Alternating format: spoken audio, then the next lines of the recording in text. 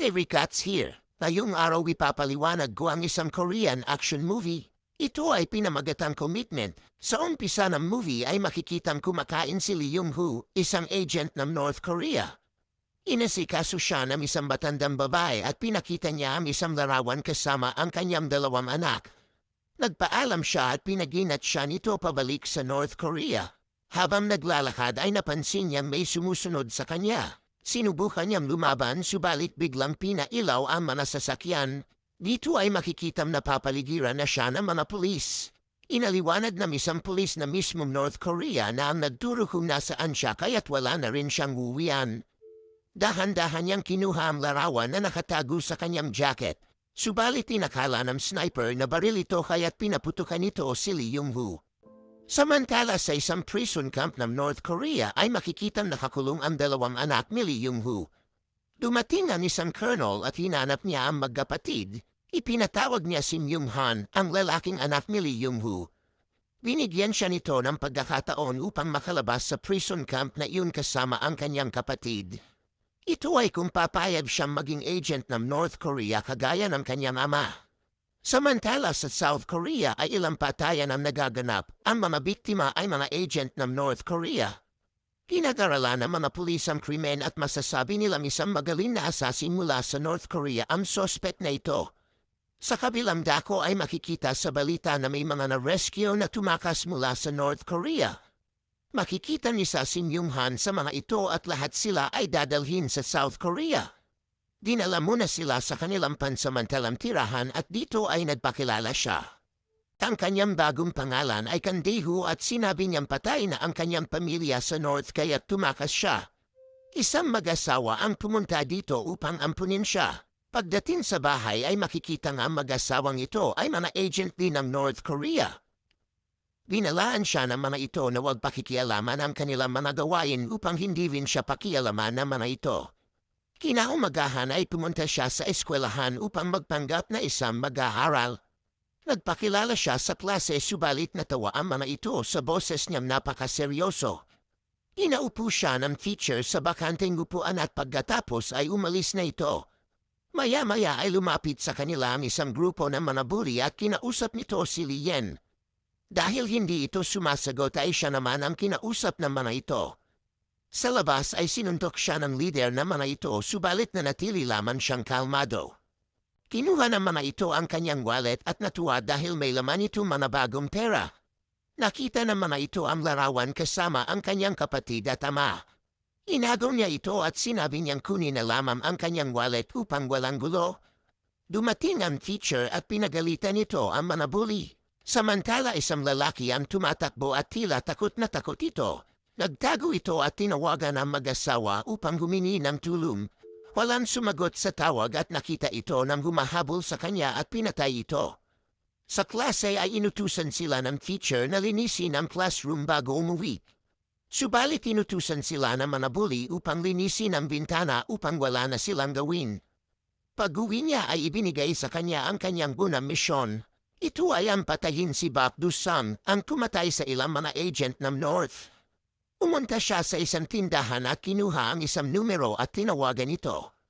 Sumunod ay bumili siya ng isang cage kung saan nakatago ang baril na kanyang gagamitin. Inuntahan niya ang isang lalaki na nakakaalam kung nasaan si Bak Do-sang at binugbog niya ito. Itinali niya ito sa upuan at dito ay sinabi nitong isang butcher ang nakakaalam ng kinaroroonan ng kanyang hinahanap. Nakakuha ito ng kutsilyo at sinubukan saksakin siya. Napatumba niya ito at tinuluyan na niya itong patahin. Pagpasok niya sa school ay nakita niyang pinagkakaisahan ng mga bully si Lien. Nilapitan niya ito at tinulungan na iligpit ang mga kalat ng mga bully. Sa isang lecture ay tinanong siya ng teacher at namangha ang lahat dahil nasagot niya ng maayos ang tanong nito. Nakita niya ang isang piano at naalala niya ang kanyang kapatid. Ito ay kapangalan din ni Lien. Dumating si Lien kaya't umalis na rin siya. Samantala sa bahay ay makikita ang mag-asawa at isang lalaki na nagbibilang ng maraming pera. Nagulat ang lalaki dahil hindi siya kilala nito. Pinuntahan niya ang sinabi sa kanyang butcher at binigay nito ang plaka ng sasakyan ni Bak Do-sang. Hahayaan na sana niya ito subalit bigla siyang inatake nito kaya't napilitan siyang patayin na ito. Nahanap niya ang kotseng sinabi nito at hinintay ang may-ari nito. Nang dumating ay sinundan niya ito. Nang babarili na niya ito ay nakahalata si Bakdusang kaya't pinahandar ng mabilis ang sasakyan. Umangga ang sasakyan at nilapitan niya ito. Subalit hindi niya ito magawang barilin dahil marami ang tao sa lugar na iyon. Kinaumagahan ay dinala ng manabuli si Lian sa isang kwarto upang kunin ang pera nito. Natuwa ang mga ito nang makitang marami silang makukuha. Nang sinubukan niyang bawiin ito ay napunit ang kanyang damit. Humasok si Dihu at binubog niya ang manabuli. Maging ang kanilang leader ay wala rin nagawa at nabubuglan din. Wala ng araw na iyon ay hindi na pumasok si Lian. Habang nasa kantin ay nilapitan niya ang manabuli at tinanong kung saan nagtatrabaho si Lian. Nang pauwi na ay nakita niya ito at sinamahan niya itong mamasyal. Samantala ay pinuntahan ni Bakdusang ang pinagtatrabahuhan ng babaeng umampun sa kanya. Hinahanap ng mga ito ang isang package at nang malaman ay pinatay nito ang babae. Pumunta ang mga ito sa kanilang bahay at binuksan ang safe na naglalaman ng maraming pera at ng package. Nakita rin nila ang lalaki at pinatay din ito. Nang makuha ang kanilang kailangan ay nagpaiwan si Bakdusang upang hintayin si Dehu. Pagdating niya ay nakitang hinihintay siya nito habang nakaupo sa sofa. Naglaban ang dalawa at sa huli ay nagawa niyang patayin ito. Umalis siya roon at pinasabog ang bahay na iyon. Pumunta siya sa matandang babae at inasikaso siya nito habang naghihintay ng kanyang sunod na misyon. Nagkwentuhan sila ng matanda at dito ay pinakita niya ang larawan ng kanyang pamilya. Dito ay naalala ng matanda ang kanyang ama subalit wala na itong sinabi. Dumating si Jungmin sa pinangyarihan ng krimen at nakita ang kanyang uniform sa school. Hinanap nito ang kanyang pagkakakilanlan at nalamang isa siyang agent ng North. Isang araw ay isang tawag ang kanyang natanggap. Inutusan siya nitong bawiin ang package na nakuha mula sa kanila at dalhin ito pa uwi sa North. Binigay sa kanya ang lokasyon kung nasaan ang mga kumuha nito. Narito na ang package at makikitang mga diamond ang laman nito. Inasabog niya ang isang granada kaya't namatay ang mga may hawak ng package. Kinuha ng isang lalaking ang package at nagtago ito. Subalit nakita niya ito kaya't nakuha niya ang package. Dahil makakauwi na siya ay namili muna siya ng regalo para sa kanyang kapatid.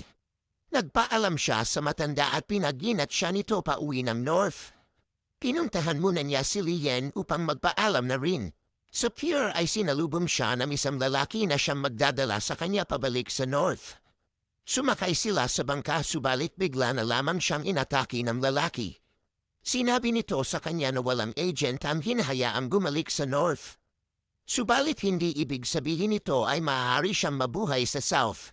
Nagawa niyang patayin ito ngunit nalungkot siya dahil hindi na niya makikita ang kanyang kapatid.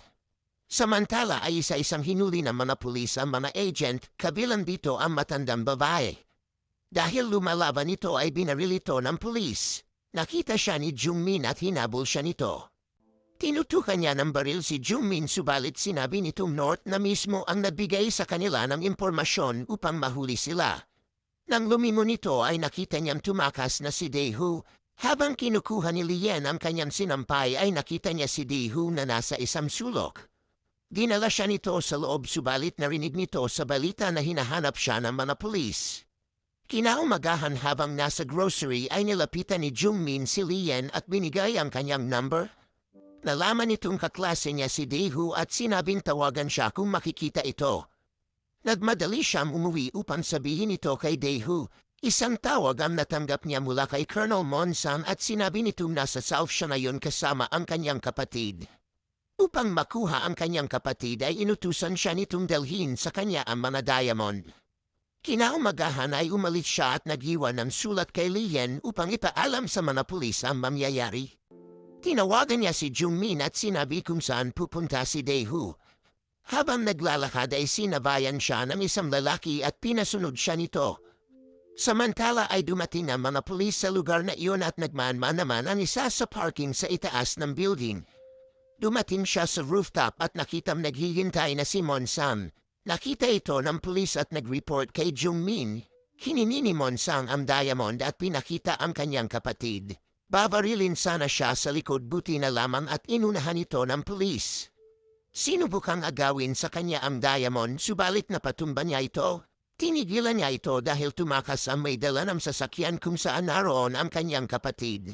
Hinabon niya ito. Napatigil ng mga pulis ang sasakyan kaya tumakbo siya upang tumakas. Dahil sa nangyari ay sinundo ng mga pulis si Lien upang maprotektahan ito, subalit biglang may dumating na agent ng North. Tumawag sa kanya si Monsam at sinabing hawak na mga ito ang kanyang kaibigan. Muli ay hinihingi nito ang diamond kapalit ni Lien. Tinawagan niya si Jungmin upang makausap ang kanyang kapatid. Kinausap niya ang kanyang kapatid. Tinanong niya ito kung okay lang at sinabi niyang konting panahon na lang ay pupuntahan niya ito. Uli niyang kinausap si Jungmin at sinabing susuko siya sa oras na matapos niya ang gulong ito. Pinuntahan niya ang lugar kung nasaan ang mga ito. Iniwan niyang tumatawag kay Jungmin ang telepono upang mahanap nito ang kanyang lokasyon. Pumasok siya sa loob at naghihintay na roon si Monsam. Pinuntahan niya si Lien upang tingnan ito. Pagkatapos ay pinakita niya sa Colonel ang mga diamond. Itinapon niya ang diamond at pinaputukan ang kalaban. Binaril niya ang Colonel ngunit nakapag-cover ito. Tinamahan siya kaya't pumasok siya sa may kinaroroonan ni Lien. Itinapon niya ang kanyang bag at sumabog ang bomba na nakalagay dito. Habang palabas ay nahawakan siya ng kalaban kaya tumakbo si Lien palabas. Sa labas ay nagkita si Lien at Jungmin kaya't nagmadali itong pumasok sa loob. Habang naglalaban sina Daeho at ang isang agent ay biglang tumating ang Colonel. Binaril siya nito buti na lamang at nakapag-cover ito. Kinuha niya ang baril ngunit naunahan siyang barilin ni Monsam. Dumating si Jungmin at tinutukan nito si Monsam. Binaril nila ito pareho ngunit tinamaan din si Daeho. Isinakay nila ito sa kotse at nagmadaling pumunta ng ospital. Nahulog ng kanyang kapatid ang baso at nagalala ito. Samantala ay naiyak na lamang si Lien dahil hindi na umabot sa hospital si Daeho. Subscribe kung gusto nyo ng mga ganitong video. Maaari ka rin mag-iwan ng like dahil malaking tulong ito sa channel. Salamat sa panunood at hanggang sa muli.